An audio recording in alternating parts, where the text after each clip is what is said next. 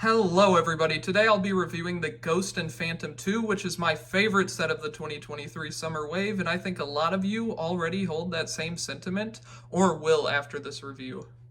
This was a set fans were practically begging for, with the 2014 Ghost going for hundreds of dollars on eBay, and with it appearing in the Ahsoka show, LEGO decided that was justification enough to finally make a new Ghost. Before I get any further, I feel like I need to address the elephant in the room. This set is $160 compared to the original, which retailed for $90 just 9 years ago, which accounting for inflation is now $117, with the only real difference being this set includes the Phantom, which obviously does not justify the $43 price increase. Sadly, LEGO has just continued to outpace inflation, getting more and more expensive. Now for the rest of the info, this set is made of 1,394 pieces. It includes 4 minifigures and 1 droid, and has been given the set number 75357. Starting with the figures, Jaren Syndulla is the standout figure for me, with that brand new head mold, which I actually believe is dual molded, and it features printing down her talons along with her goggles resting on the top of her head. And to the front of the figure, every detail is spot on, all the way down to the ranks on her jacket having all 5 dots. They went the extra mile here, and it really paid off. Lieutenant Beta is our Mon Calamari here, utilizing that beautiful head mold along with a spot-on torso and legs, which feature a continuous print of those straps, which is where my one complaint lies. They could have used another layer of ink so the whites matched his torso. Continuing on, we have First Officer Hawkins, which really nails every detail, and all I can really say is great job, LEGO. And then on the shorter side of things, we have Jacen Syndulla, which bizarrely has the same problem Kanan had in the 2014 Ghost by being given the wrong colored hairpiece. Jacen Syndulla actually has green hair in both Star Wars Rebels and the Ahsoka show. I can only really chalk this up to it possibly being brown in the concept art. Other than that, there's not much to say about this figure, other than it being solid. Then we have Chopper, who is a fan favorite, and this figure really could have been something special, but for some odd reason, most likely to cut cost, they decided to give him gray arms which just don't match at all with that white and is incredibly inaccurate as shown on screen.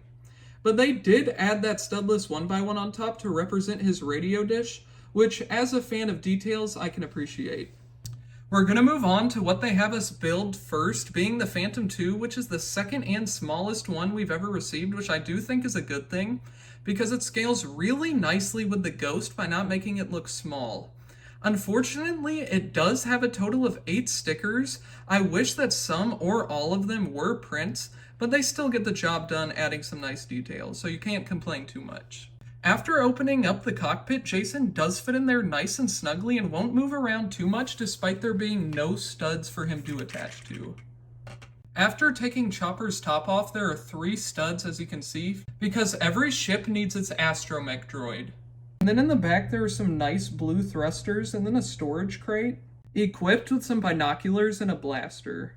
And finally, what you all came here for, the Ghost. Now, if you're concerned with the stability of the set, I can confirm it has some very solid landing gear here, so there's no need to worry about that. Now, this ship features a combination of stickers and prints all along the outer shell of the ship, and has a great mix of studs on top and flat pieces, which creates a texture perfect in my eyes. Here in the front, we have a gorgeous exclusive print for the bottom half of the cockpit, and then just under that, the front guns are posable, which if you turn these far enough, spring-loaded shooters due to some very clever Technic underlayings, and then the top section has a nice sticker. As we open up the front cockpit here, we're greeted to some gorgeous flight controls made possible by a Black Inquisitor lightsaber piece there in the center, which was the perfect choice. This whole cockpit actually slides out, granting you amazing accessibility to plant or remove your minifigures. Turning to the sides, we have some beautiful angles which use a lot of hinge and clip pieces, and then some reversed greeveling to close off the gaps. Along with that, we have some beautifully sculpted escape pods, which sadly aren't functional, but they really tie it all together fantastically on both sides. On the back end of things, there are 4 very hefty, intimidating thrusters, which couldn't look any more awesome. They're pretty reminiscent of the thrusters on the UCS Venator, but obviously scaled down and less detailed, along with being more subtle. But maybe I'm the only one who sees that. Right above that is the Technic rod and a stud, which function to lock in the Phantom 2. And it really looks like it belongs, and was clearly kept strongly in mind during the whole design process of the Ghost, which I don't believe they did with the original Ghost and Phantom, as I believe it looks very forced and hastily thrown together.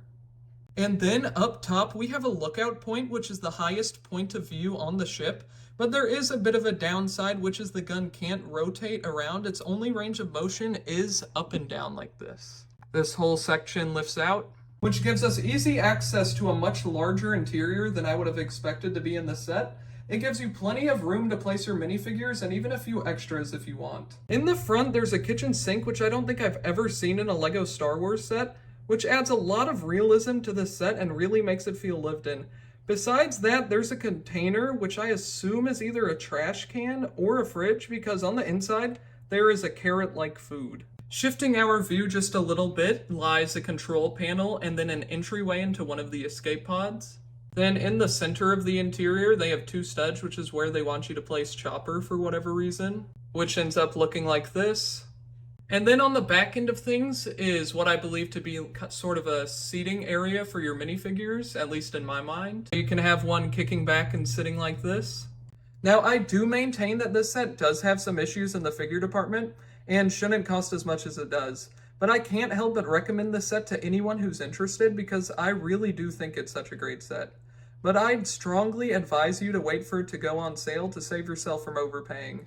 Quickly, before I wrap up this video, I just want to say thank you so much for 100 subscribers, and the views on my recent videos have massively surpassed my expectations. So thank you so much. I hope you enjoyed this video. Thank you if you stuck around all the way to the end, and have a great rest of your day. Bye.